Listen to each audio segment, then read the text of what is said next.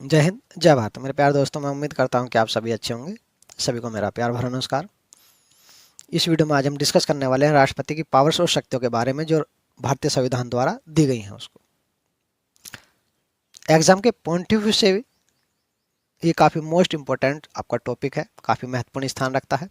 और as a देश के नागरिक भी आपको मालूम होना चाहिए हमारे देश के जो राष्ट्रपति होते हैं उनको भारतीय संविधान द्वारा कौन कौन सी पावर्स, कौन कौन सी शक्तियाँ दी गई हैं। अगर मैं भारतीय संविधान में देखता हूं तो पाता हूं कि तकरीबन 8 प्रकार की पावर्स और शक्तियों का जिक्र किया गया है जो राष्ट्रपति को भारतीय संविधान द्वारा दी गई हैं। ये 8 प्रकार की पावर्स शक्तियां कौन कौन सी हैं, थोड़ा सा एक बार इन पर हम निगाह डाल लेते हैं। बाद में जो है फिर डिटेल से बारीकी इन पर जो हम डिस्कस करेंगे। ठीक है, तो सबसे पहले जो पावर, जो शक्ति है जो भारतीय संविधान में जिसका जिक्र किया गया है, जो राष्ट्रपति को दी गई है, वो है कार्यकारी शक्तियां। कार्यकारी शक्तियां मतलब मोटे तौर पर आप ऐसे समझ लीजिए, केंद्रीय स्तर पर यानी संघ स्तर पर जो सरकार सत्ता में है, वो सरकार जब चुनकर जाती है, यानी चुनकर जब सरकार, कोई नई सरकार जब केंद्र में पहुंचती है तो अपने में से एक लीडर चुनती है अपना, जिसे प्रधानमंत्री कहते हैं। और वो प्रधानमंत्री जो है अपने जो है मेंबर ऑफ पार्लियामेंटों में से कुछ व्यक्तियों को जब मंत्री चुनता है। इसके बाद जो है फिर प्रधानमंत्री और जो उच्च स्तर के मंत्री होते हैं, कैबिनेट स्तर के मंत्री, वो जो है और भी जो है उच्च पदों पर जो है व्यक्तियों के जो चुनाव करते हैं, यानी उनका सिलेक्शन करते हैं। और आयोगों का निर्माण होता है, काफ़ी आयोग बनाए जाते हैं काम करने के लिए। ठीक है, जजों की नियुक्तियां होती हैं, हाई कोर्ट के जज हों या सुप्रीम कोर्ट के जज हों। ठीक है, और जो विदेशों में जो राजदूत जाते हैं या विदेशों के राजदूत हमारे देश में आते हैं, मुख्य निर्वाचन आयुक्त की जो नियुक्ति करना हो, अटॉर्नी जनरल की नियुक्ति करना हो, या नियंत्रण महालेखा परीक्षक की नियुक्ति करना हो, तो ये सभी जो नियुक्तियां होती हैं केंद्र स्तर पर, तो इनकी नियुक्ति जो है वो जो केंद्र में सरकार है डिसीजन वही लेती है, लेकिन राष्ट्रपति के नाम से वो नियुक्तियां की जाती हैं। तो इससे जुड़ी हुई जो राष्ट्रपति को पावर्स दी गई है भारतीय संविधान द्वारा, वो सभी सभी कार्यकारी शक्तियों में आती हैं।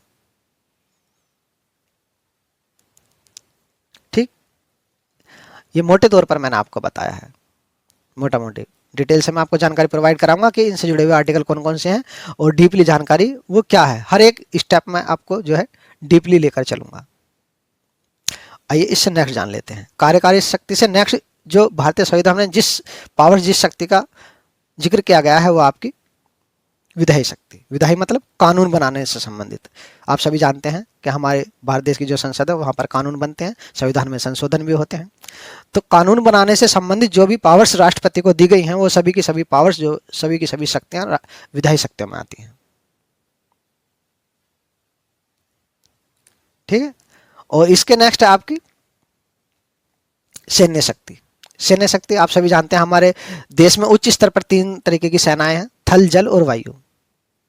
और इन तीनों सेनाओं का जो सभापति होता है वो राष्ट्रपति होता है। तो राष्ट्रपति को इससे जुड़ी हुई, यानी तीनों सेनाओं से जुड़ी हुई जो शक्तियां हैं वो कौन कौन सी हैं, वो सभी सैन्य शक्तियों में आती हैं।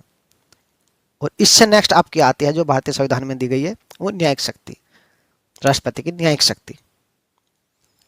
न्यायिक शक्तियों में यानी सुप्रीम कोर्ट के जजों की नियुक्ति करना, हाई कोर्टों के जजों की नियुक्ति करना, और राष्ट्रपति जो है सजाओं को भी माफ करते हैं और कम कर देते हैं। आपने ये बात सुनी होगी या पढ़ा होगा कि किसी की जो है फांसी की सजा को राष्ट्रपति ने वो माफ कर दिया या किसी की सजा को कम कर दिया। तो इससे जुड़ी हुई जो पावर्स, जो शक्तियां भारतीय संविधान द्वारा राष्ट्रपति को दी गई हैं, वो न्यायिक शक्तियों में आती हैं। और न्यायिक शक्तियों के बाद जो है वो राजनीतिक शक्तियों का जिक्र किया गया है भारतीय संविधान में। राजनीतिक शक्ति मतलब विदेशों से जो हमारे देश के संदेश समझौते होते हैं, तो उससे जुड़ी हुई जो शक्तियां, पावर्स जो है राष्ट्रपति को दी गई हैं, वो राजनीतिक शक्तियों में आती हैं। और कुछ अवशिष्ट शक्तियों का भी जिक्र किया गया है भारतीय संविधान में। अवशिष्ट मतलब जो हमारे भारतीय संविधान में जगह जगह राष्ट्रपति की पावर्स, जो राष्ट्रपति को जो पावर्स दी गई हैं, उनका जिक्र किया गया है। तो वो सभी जो पावर्स हैं, जो शक्तियां हैं, जो भारतीय संविधान में जगह जगह दी गई हैं राष्ट्रपति को, वो अवशिष्ट शक्तियों में आती हैं। और सबसे लास्ट वाली जो है, जो 8वें नंबर की है, वो आपकी आपातकालीन शक्तियां, यानी इमरजेंसी पावर।